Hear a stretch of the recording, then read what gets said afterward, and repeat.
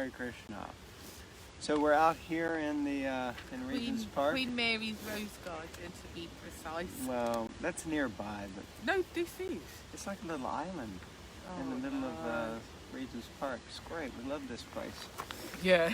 One day we'll have a temple here. Queen Radharani's Rose Garden. Yeah. Okay, so we're going to continue reading from the Srimad Bhagavatam. Yeah, chapter 2. No.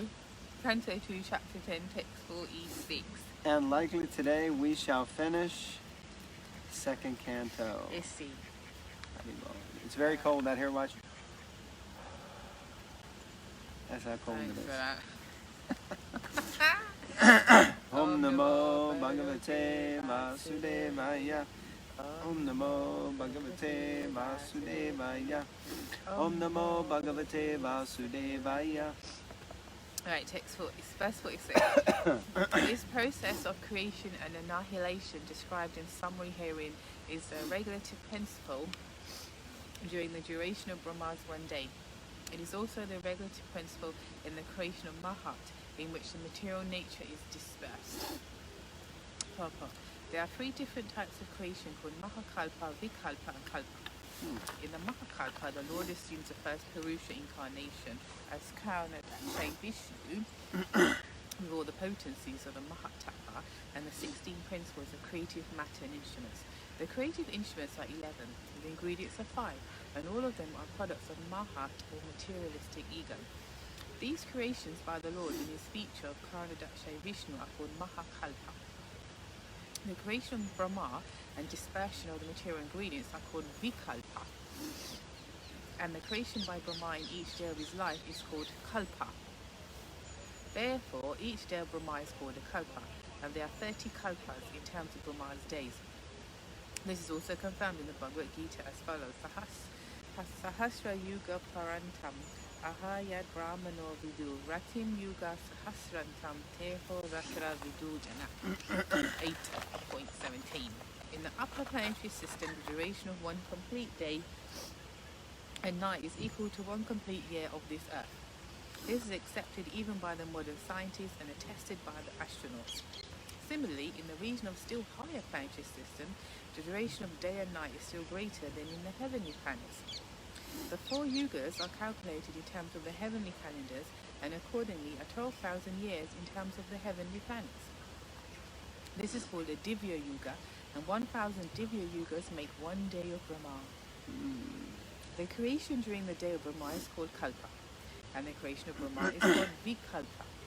When Vikalpas are made possible by the breathing of Mahavishnu, this is called a Mahakalpa. There are regular and systematic cycles of these Mahakalpas, Vikalpas, and Kalpas. In answer to Mara Parikshit's question about them, Sukadeva Swami answered in the Prabhash Kanda Skanda Purana. They are as follows.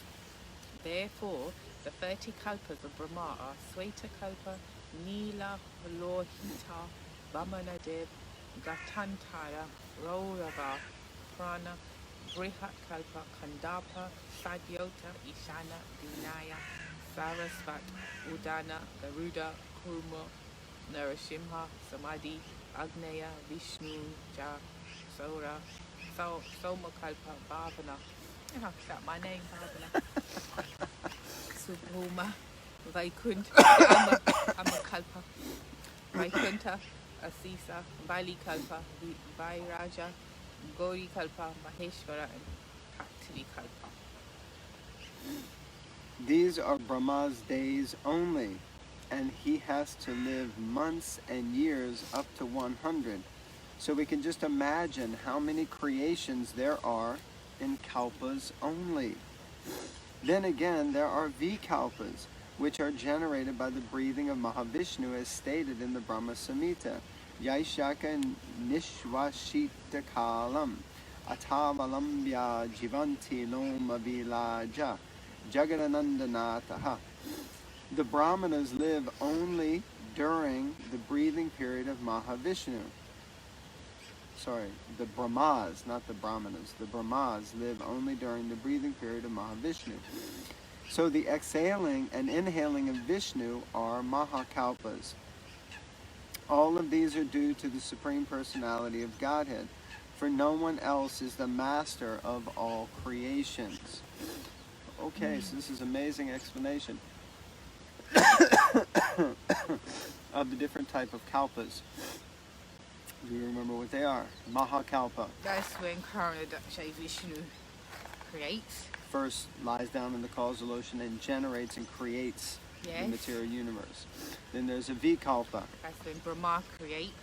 No, when he's created. Yes, that's when Lord Brahma is born from the lotus flower of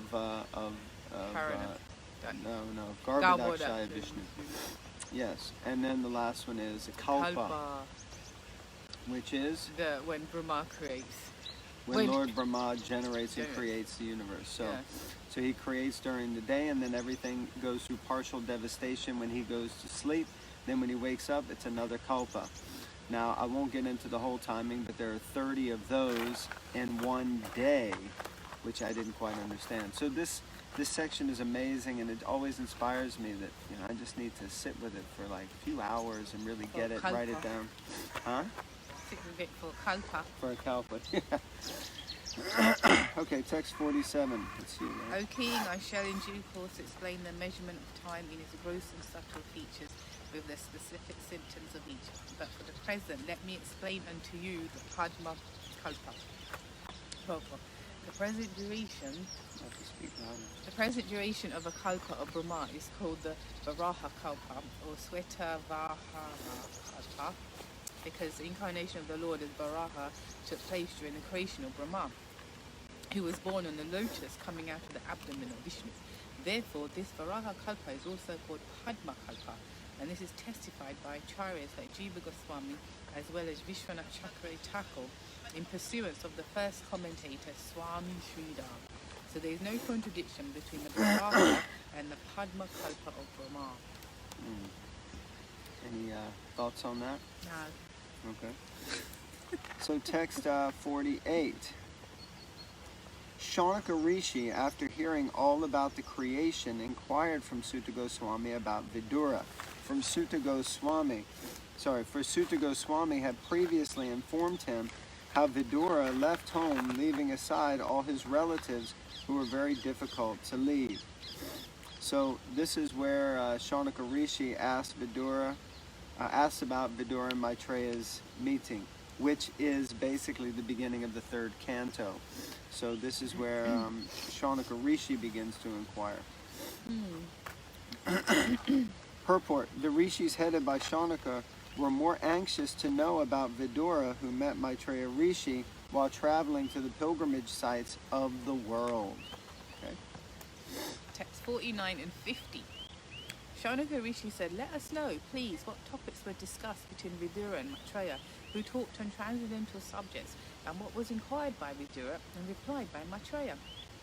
Also, please let us know the reason for Vidura's giving up the connection of his family members and why he again came home. Please also let us know the activities of Vidura while he was in the places of pilgrimage." Pretty clear questioning, huh? Yeah, it's like they were, They already knew, basically. No, it's a shift from what was already discussed. Yeah, they're like, okay, well, there's a lot of kalpa business. Yeah, we just want to know. We want to hear about Vidura and Maitreya. Take it easy. Sri Sutta Goswami was narrating the topics of the creation and destruction of the material world, but it appears that the rishis headed by Shaunaka were more inclined to help transcendental subjects which are on a higher level than the physical. There you go. There are two classes of men, namely those too addicted to the gross body and material world, and others on the higher level who are interested more in transcendental knowledge. Srimad Bhagavatam gives facility to everyone, both to the materialist and to the transcendentalist. By hearing Srimad Bhagavatam in the matter of the Lord's glorious activities, both in the material world and in the transcendental world, men can derive equal benefit. The materialists are more interested in the physical laws and how they are acting, and they see wonders in those physical glamours. Sometimes, due to physical glamours, they forget the glories of the Lord. They should know definitely that physical activities and their wonders are all initiated by the Lord. The rose in the garden, Like Queen Mary's rose garden? yes, gradually takes its shape and colour to become beautiful and sweet, not by a blind physical law, although it appears like that. Wow. Behind that It's funny, physical... we were just talking about that on the way here, like Yeah. how we were walking down one street and you can see, even though it's freezing cold out, but because it's March, then all the trees have these little buds on them, and you can see the leaves are going to, be coming in the next probably month or so. And it wasn't just one tree, and it wasn't just random, like every single tree on the block, and Yeah. certain bushes are already getting things on them, and it's the same bushes, even though they're, in different parts. It's like, how is that working? So scientists say, oh, it's just a law of kind of whatever, nature or physics or whatever it is that explains that this thing, the law of seasons or whatever, But actually here it's saying that it's not just some, blind physical law, although it appears like that. Yeah, because as Prabhupada said, if it's a law, then who's the lawmaker? Yeah, of course, that's there. But it's actually being inspired. When I was walking by the trees, I was thinking how each one of these trees is a living entity, and they're just like feeling that inspiration to now bloom and blossom and come to life. So, but science doesn't see it like that. Anyway, sorry to interrupt you. Yeah.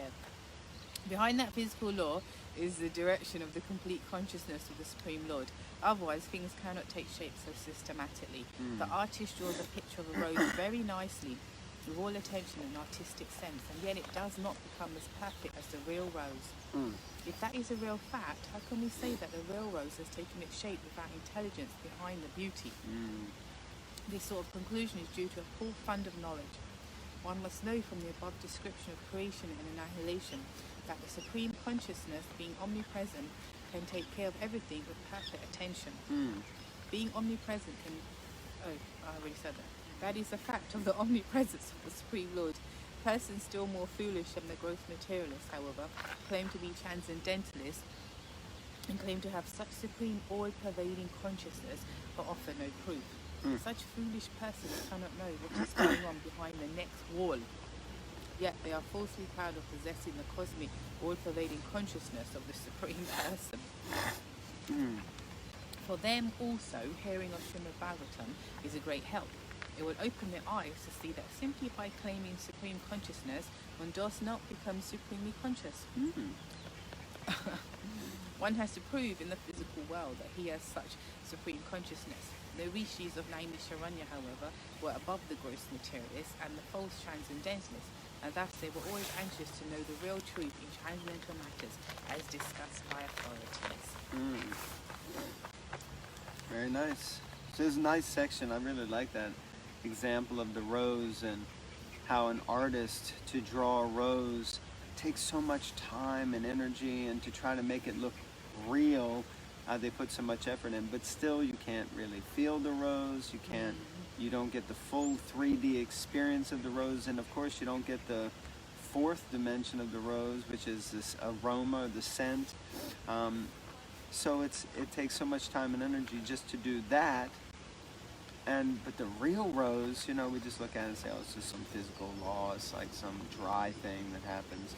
Not really proclaiming any, the scientists at least don't proclaim there's any artisanship or any, artistic, artist behind this thing. So it's crazy. Nice example.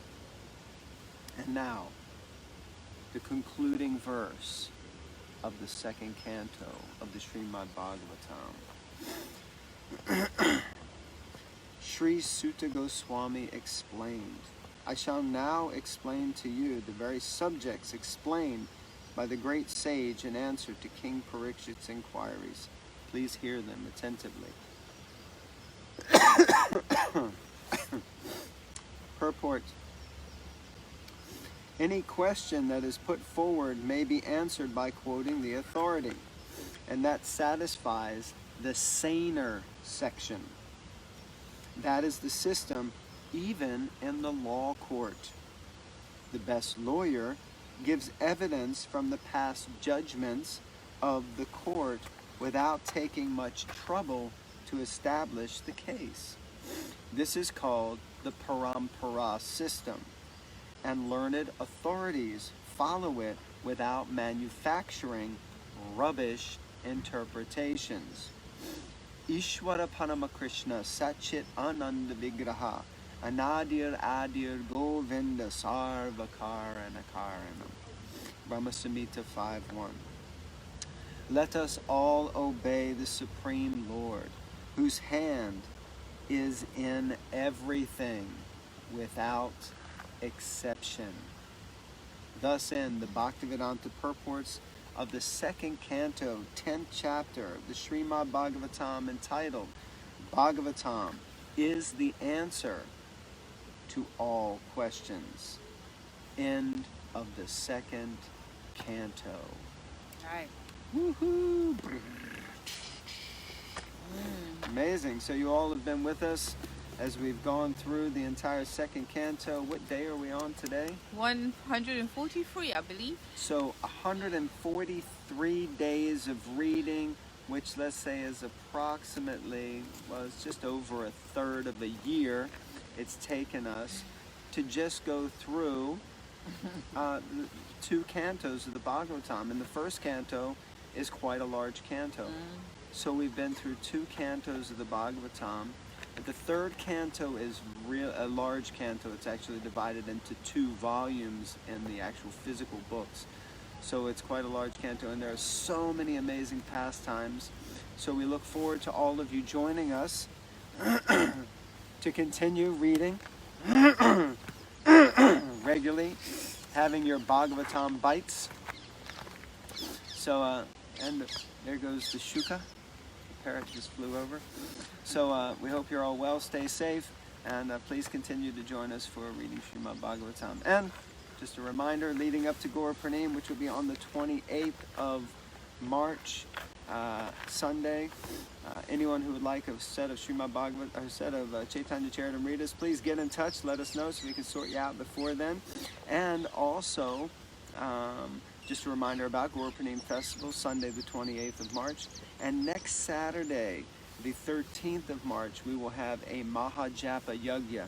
So if you are watching this all the way through and you'd like to have a day dedicated to focusing on your japa, then Saturday the 13th of March, all day, you can register on our website. Take care. Hare Krishna.